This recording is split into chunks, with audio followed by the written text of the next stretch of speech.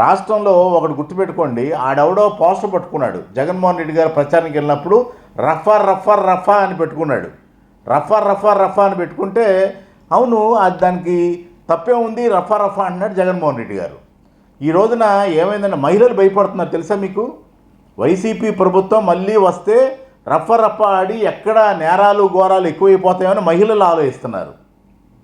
అలాగే చదువుకున్న వాళ్ళు ఆలోచిస్తున్నారు, గవర్నమెంట్ ఎంప్లాయీస్ ఆలోచిస్తున్నారు. ఇప్పుడు కూటమి ప్రభుత్వానికి డోకాయం లేదు, కూటమి ప్రభుత్వానికి డోకాయం లేదు. నెక్స్ట్ కూడా మీరు ఎన్ని రఫా రఫా ఆడిద్దామని చెప్పేసి ప్రతి ఒక్కరు, రోజా అంటుంది అదే అంటుందా? అలాగే మినిస్టర్గా చేసిన వాళ్ళు అదే అంటున్నారా? ఎమ్మెల్యేలుగా చేసిన వాళ్ళు అదే అంటున్నారా? స్వయాన ఆ వైఎస్ఆర్ కాంగ్రెస్ పార్టీ అధినేత ముఖ్యమంత్రిగా చేసినటువంటి వ్యక్తి అసలు అనకూడన్న మాట అసలు అది.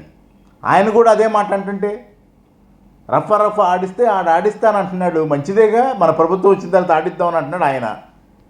అదిగాక పోలీసు వాళ్ళని బట్టలు ఓడదీసి నేనేంటో చూపిస్తాను అంటున్నాడు జగన్మోహన్ రెడ్డి గారు. ఇది చాలా తప్పుడు ప్రచారం అండి, తప్పుడు మాటలు ఇన్ని. ఇప్పుడు నీ ప్రభుత్వంలో పోలీసు వాళ్ళు పనిచేశారుగా, మళ్ళీ నీ ప్రభుత్వంలో వస్తే బట్టలు తీసుకుని కొడతావా? అసలు రాజ్యాంగానికి విరుద్ధంగా మాట్లాడే మాటలు ఇవన్నీ కూడా చాలా తప్పుడు మాటలండి. ఇలా మాట్లాడకూడదు. సామాన్య కార్యకర్త లాంటి మాలాంటి వాళ్ళమే అలాంటి మాటలు మాట్లాడడం. స్వయాన ఒక ముఖ్యమంత్రిగా చేసినటువంటి వ్యక్తి బట్టలోడ తీసుకొడతాము, రేపొద్దున మా ప్రభుత్వం వస్తే బట్టలోడ కొడతాం అనేది మంచి పద్ధతి కాదు అది. ఎందుకంటే ప్రజాస్వామ్యయుతంగా ఉన్నటువంటి మంది, బంగ్లాదేశ్ లాంటిది కాదు మంది, పాకిస్తాన్ లాంటిది కాదు మంది, ఆఫ్ఘనిస్తాన్ లాంటిది కాదు మంది. మనది ఏంటంటే ప్రజాస్వామ్యంగా ఎన్నుకోబడుతున్నటువంటి రాష్ట్రాలు మన భారతదేశం.